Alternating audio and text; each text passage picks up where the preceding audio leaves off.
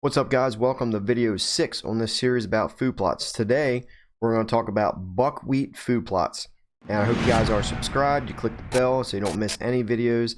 There's a whole entire playlist that I just created on food plots. 1 through 6 are live. This is number 6.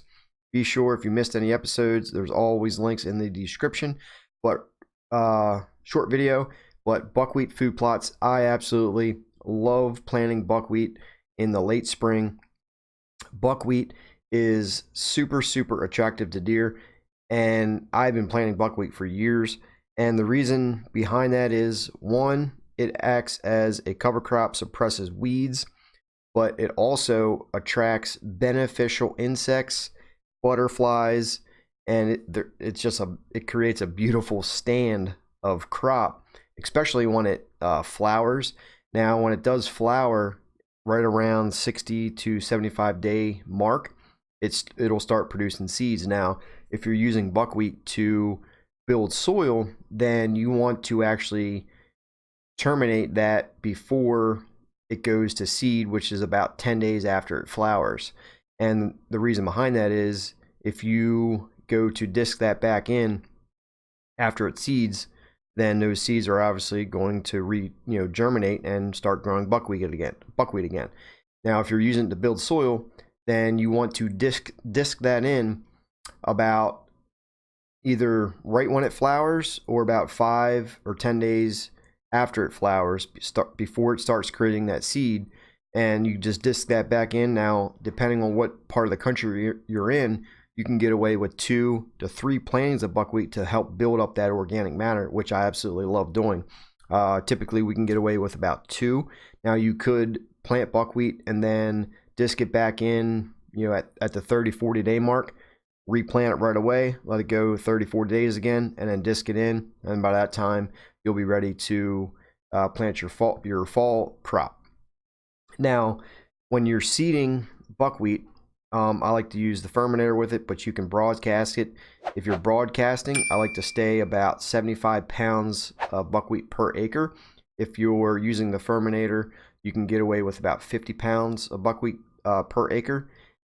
And what I also like about buckwheat is that it's super high in moisture content. And believe it or not, most deer get moisture from plants, green and growing plants. Deer will rarely take a drink of water from pond, lake, stream, whatever. They actually prefer standing water, but very seldom do they actually drink water in the summer. When you have tons of green growing plants around, they will get majority of their water from plants.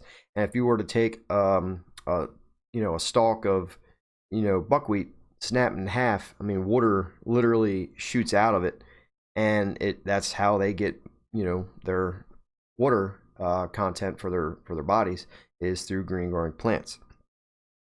And typically buckwheat, depending on your soil fertility and pH levels, because it all stems from the soil when you're growing plants, is buckwheat has the ability to produce about roughly 15 to 25% digestible proteins.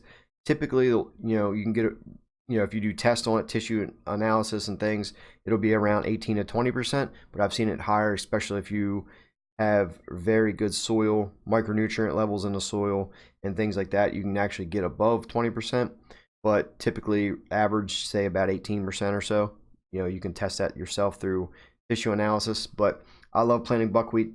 Try it this spring. It suppresses weeds, good for the deer, good for the insects, good for butterflies, bees, everything. It's just super beautiful to look at. And as mentioned, it suppresses weeds, good for the soil. Try to get 2 to 3 plantings in if you possibly can, and you'll have good success with building up organic matter in the soil. Thank you guys so much for following along on this series on food plots. I hope you guys enjoyed. Remember, there's always links to the previous video in the description. I'll also pin those in the comments. Drop a comment, subscribe to the channel, click the bell, and again, thank you guys for watching, and I'll see you on the next video.